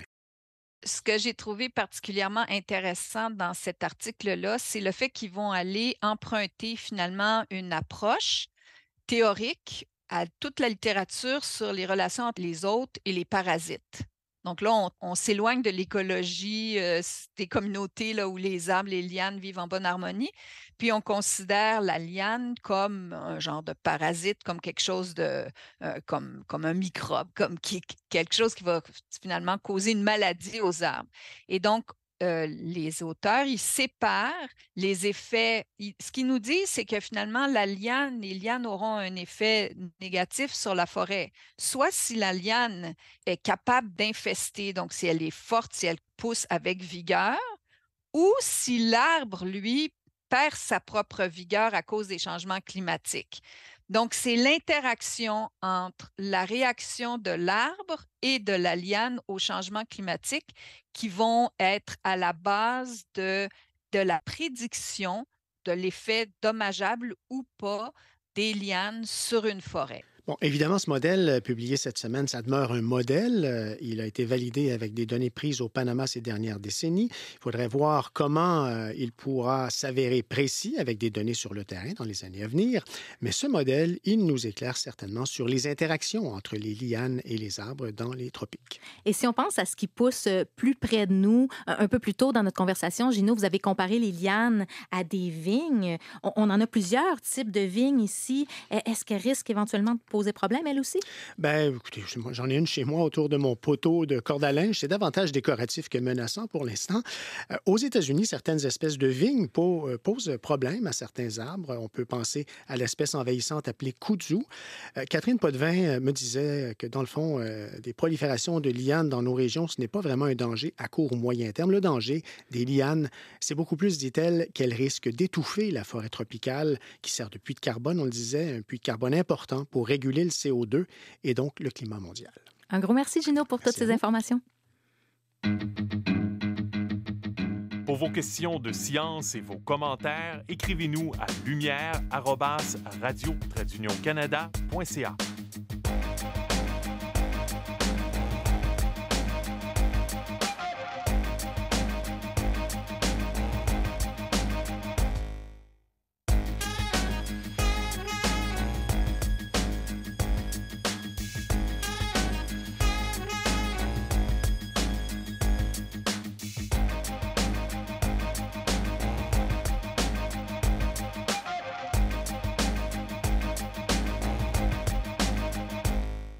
Vous avez peut-être déjà entendu parler des zoos de glace, mieux connus sous le nom de Frozen Zoo en anglais. Bon, un zoo congelé comme ça sonne très, très, très spectaculaire, mais au fond, on parle ici seulement de gros congélateurs qui, un peu partout dans le monde, permettent d'entreposer les cellules de toutes sortes d'animaux. Tout particulièrement les cellules d'animaux qui sont menacées de disparaître. On se dit que grâce à ces Frozen Zoos-là, on va peut-être justement pouvoir éviter que ces espèces-là ne disparaissent à tout jamais. Alors imaginez qu'on prenne ces précieuses cellules-là et qu'on aille les entreposer sur la Lune. C'est ce que propose Pierre Comizzoli et ses collègues. Il est vétérinaire et responsable scientifique à l'Institut Smithsonian à Washington et il co-signait récemment un article sur ce tout nouveau concept de cryopréservation lunaire publié dans la revue Bioscience. Bonjour, Dr Comizzoli. Bonjour. Et déjà, aller sur la Lune, c'est un gros défi, on s'entend. Alors pourquoi ajouter ce défi-là au défi de la cryopréservation? Oui, c'était effectivement pour le moment très, très difficile. C'est un défi technique encore pour nous, pour notre génération, d'aller sur la Lune. Mais Mhm. on peut imaginer très, très facilement que dans les prochaines 20 années, les voyages entre la Terre et la Lune seront beaucoup plus simples et seront faits de façon routine. Oui, avec une bonne dose Alors, d'optimisme. oui, bien sûr, mais vous savez, hein, quand on pense qu'il y a 25 ou 30 ans, on n'imaginait pas qu'on aurait tous des téléphones portables ou des smartphones dans nos poches. Donc, C'est vrai. le fait de pouvoir aller sur la Lune comme ça relativement facilement, je pense que ce sera possible dans quelques décennies. Donc, en se basant en fait sur ces possibilités, nous avons pensé qu'il n'était pas trop tôt en fait d'imaginer le fait de pouvoir stocker des ressources génétiques de notre biodiversité sur la Lune, de façon à créer une espèce de dépôt de sécurité au cas où on en ait besoin dans le futur, non seulement pour ramener des échantillons sur notre planète, mais éventuellement aussi de pouvoir utiliser ces échantillons sur d'autres planètes, puisque la colonisation d'autres planètes est quelque chose aussi qui est dans l'air du temps et Mhm. qui se fera aussi sûrement, probablement dans les siècles à venir. Mais encore une fois, avec mes collègues, nous nous sommes dit qu'il n'était pas trop tôt pour pouvoir imaginer, premièrement, les défis techniques d'envoyer des échantillons sur la Lune, mais aussi de pouvoir savoir comment ces échantillons pourraient survivre facilement aussi sur la Lune sans avoir besoin d'avoir un entretien humain de façon régulière. Oui, parce qu'avant de s'attarder au défi, l'intérêt, justement, est-ce qu'on pourrait résumer ça en disant que la Lune, c'est un gros congélateur naturel? Alors, c'est une simplification, effectivement, mais il y a des zones sur la Lune qui sont à très basse température et de façon permanente. Et ces zones sont situées aux deux pôles de la Lune qui ne sont pas forcément exposés directement aux rayons solaires. Et c'est pour ça que les températures, comme il n'y a pas d'atmosphère sur la Lune, les températures sont très très basses et proches en fait des températures que l'on obtient ici sur la Terre avec de l'azote liquide. Mhm. Et pour les obtenir sur la Terre avec de l'azote liquide, ça prend énormément d'énergie. Ouais, effectivement, pour pouvoir assurer des températures très basses sur notre planète et d'utiliser de l'azote liquide, ça demande des moyens techniques très avancés. Et effectivement, le problème, c'est que l'azote liquide s'évapore petit à petit et dans les containers de stockage d'azote liquide, ils doivent être remplis de façon régulière. Donc ça aussi, c'est une contrainte qui est assez importante. Et c'est pour ça que sur la Lune, sachant qu'il y a des zones naturelles qui sont à basse température constamment, ce serait vraiment très intéressant. Donc, le processus serait en quelque sorte simplifié une fois rendu là-bas, mais encore faut-il s'y rendre. On imagine que, bon, évidemment, il y a les obstacles de simplement de faire le voyage sur la Lune, mais il faut protéger les échantillons pendant le transport. On pense entre autres aux rayons cosmiques. Vous en avez parlé dans votre article. Oui, tout à fait. Alors, il y a le problème, effectivement. Numéro un, c'est le transport entre la Terre et la Lune, de pouvoir être sûr que les échantillons resteront à température très basse. Et ça, c'est pas si difficile que ça, parce qu'en fait, même maintenant sur la Terre, on a des containers qui permettent de transporter des échantillons congelés à très basse température pour plusieurs jours. Donc en fait, on utiliserait la méthode similaire pour pouvoir transporter ces échantillons entre la Terre et la Lune.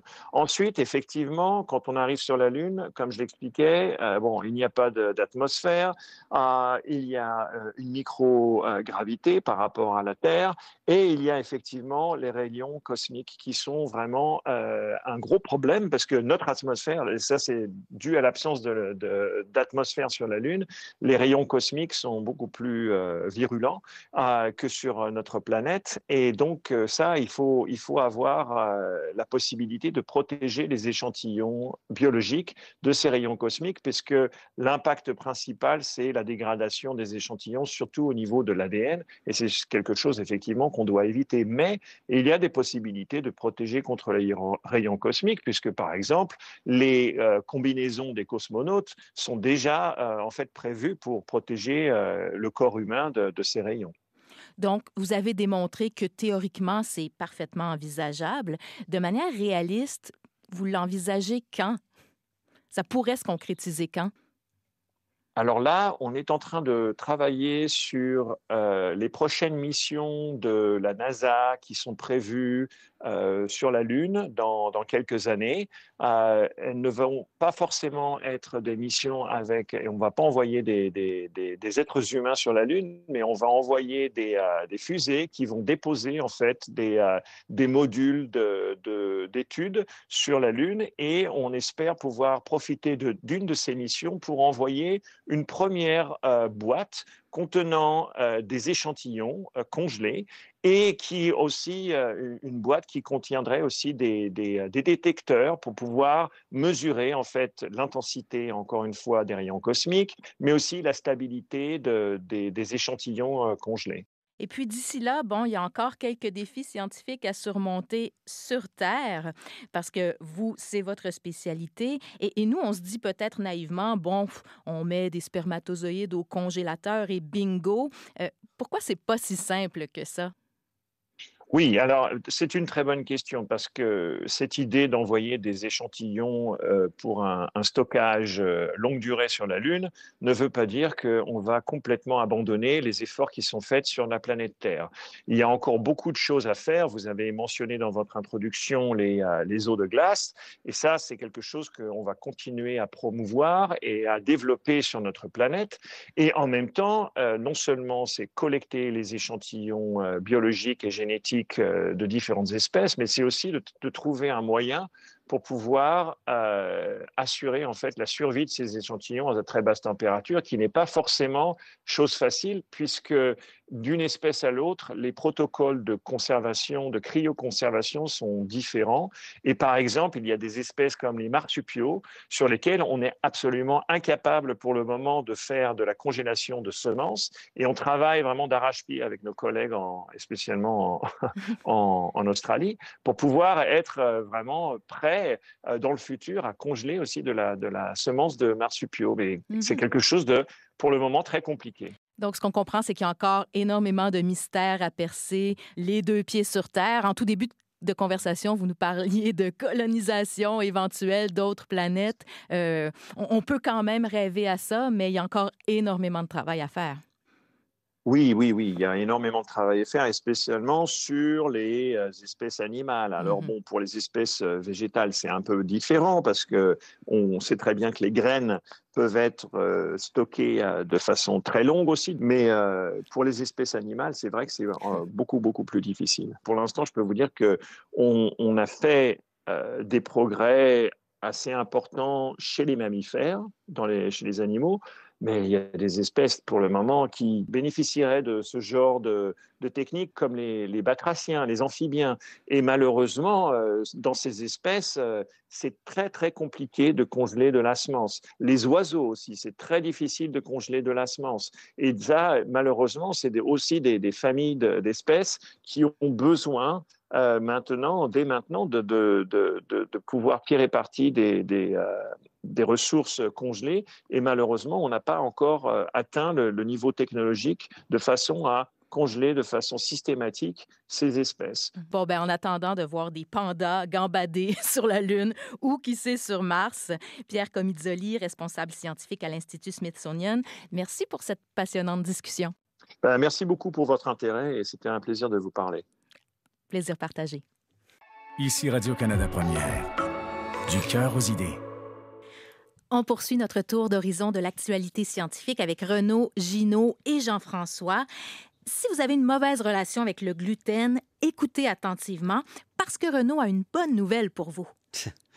Oui, bien surtout pour ceux qui souffrent de ce qu'on appelle la maladie cœliaque, donc une maladie auto-immune où la moindre exposition au gluten peut déclencher une réaction inflammatoire qui, à la longue, va endommager le petit intestin et bloquer l'absorption d'éléments nutritifs. Donc pour ces personnes, il n'existe aucun traitement. La seule solution, c'est d'éviter tout aliment avec du gluten pour le reste de leur jour. Et je ne sais pas si vous avez regardé autour de vous récemment, mais du gluten, il y en a dans beaucoup de produits alimentaires de base en lien avec le blé et certaines céréales. Mais si on veut avoir des produits sans gluten, ça coûte souvent beaucoup plus cher. Donc, on sait que la maladie cœliaque, elle est héréditaire, qu'elle est liée à certains gènes, mais au-delà de ça, on connaît peu de choses. Sauf qu'une équipe internationale vient de publier une avancée importante dans le journal Gastroentérologie en montrant comment la réaction inflammatoire commence dans l'intestin, ce qu'on ne savait même pas. Donc, en utilisant des modèles animaux et des répliques d'intestin humain faits à partir de cellules souches, ce qu'on appelle les organoïdes, ils ont montré que l'épithélium de l'intestin lui-même lance la réaction immunitaire qui mène à sa destruction. Ça peut paraître simple comme découverte, mais localiser avec précision ce point de départ, ça pourrait stimuler la recherche sur des médicaments pour le traitement de cette maladie, même en utilisant des médicaments qui sont déjà en cours d'essai clinique. Jean-François, c'est une histoire de retrouvailles qui a attiré votre attention.